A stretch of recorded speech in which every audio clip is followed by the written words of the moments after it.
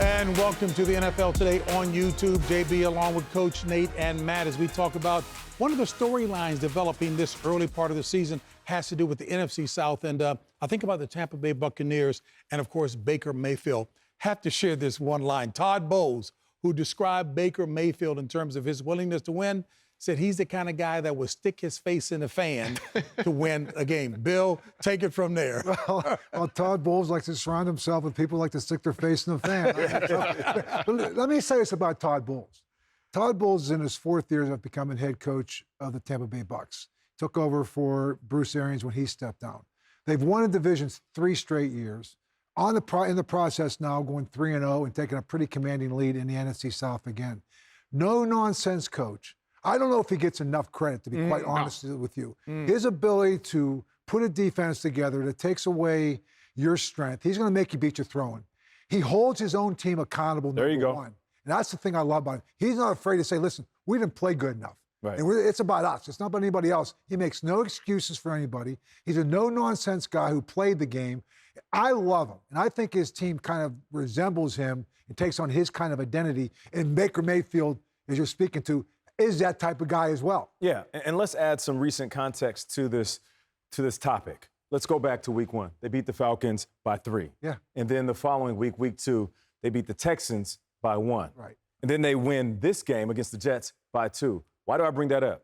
Because these are situational moments that a lot of teams have failed so far this season. Getting late in the game, and all of a sudden, there's things that are happening in the game that you haven't practiced. When you're pulling off these types of victories without making mistakes, that means, one, you have practiced this time and time again, but you're also disciplined enough to not make mistakes in the late game moments. And I have to shout out Baker Mayfield for a second. Baker's taking care of the rock. Yes. 6 pass TDs on the season. The big number there, though, 0 interceptions. Right. Yes, you mentioned it. The margin of victory has been tight. They've also won those games in the final minute of the ball game, right? And so you talk about a team that you're building belief as the year goes on. I have no doubt Baker Mayfield's going to play well in end-of-game situations. That is exactly what he's done since he's been the Buccaneers quarterback. The question for me with them is the health of the team. They've been doing this with a number of guys sidelined. We saw the Mike Evans hamstring injury today. Yep. It becomes increasingly difficult to overcome those things as the year goes on. However, at that wide receiver position, reinforcements are coming. Chris Godwin has begun to practice. He will be back soon. Emeka Egbuka has been an absolute great pick through the first 3 games of that. Explosive plays down the field. They've got pieces that they use very well. They haven't skipped a beat with a new offensive coordinator and Liam Cohen going to Jacksonville. It's an impressive group in a division that has been wildly unimpressive. I mean, you talk about what the Falcons did dropping that game against Carolina today. We don't think Carolina has enough juice to really be in the mix as the season goes on, and New Orleans has struggled as well. They've got a real chance to separate themselves very early. Maybe a snippet in terms of looking at Baker in terms of his focus. When he was in Cleveland, by the way, I loved his commercials. But you know what? This just shows he's focused only on the game of football, and look at how it's paying dividends. Yeah, we've talked about quarterbacks in new places. And Coach mentioned that it's not just about being with a new team, a new coach, or even a new system. Sometimes it's just that. It's time. You know, you go through the ups and downs. Baker Mayfield has lived it up. My man was at the top. He was being praised by everybody. His rookie season, he broke the rookie record for pass TDs.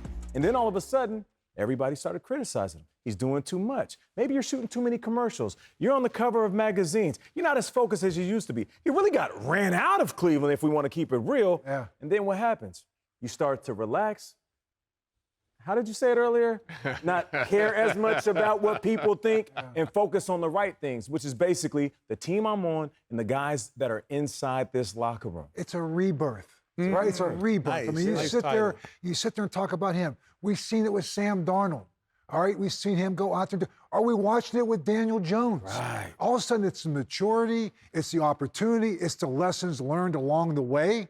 That also, let me just give it one more chance to do this the right way. That's why you can't close the book on guys' careers early, especially quarterbacks, Coach. Hey, that's true in life. We all go through lessons in life. We get knocked down. And every time you get knocked down, what did you do? You learned a lesson. Yeah. It's an opportunity to have great personal growth. Yeah. So you get back up. And so that to me is just what we're seeing this in a guy like Baker. We don't see commercials with Baker Mayfield.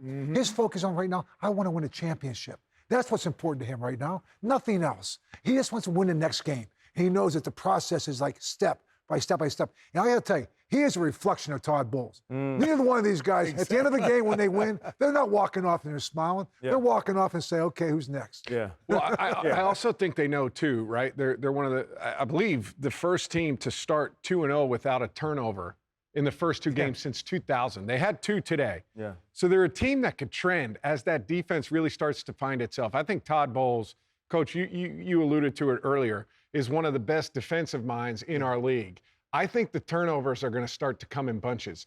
As they start to turn teams over, I think you're going to see the margin of victory for them go up, right? When you get short field opportunities, you start being +2, +3 in that turnover margin, particularly with the scheme that they have.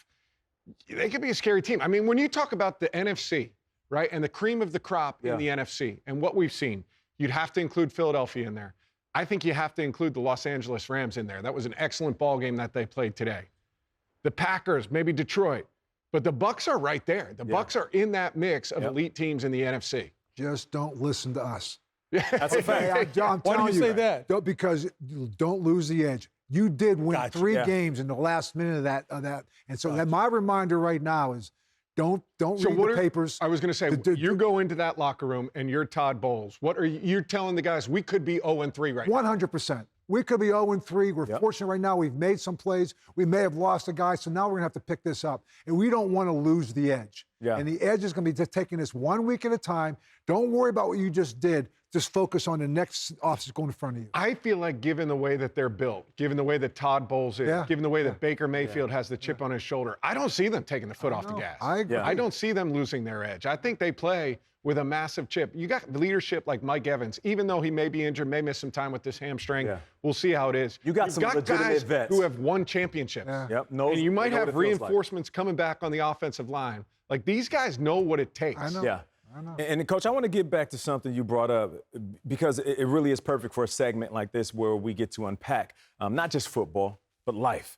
You mentioned how these quarterbacks have been disregarded, sometimes thrown away, traded, released, dogged by the same city that once embraced them. But that's why I love football. It's not just about the highlights.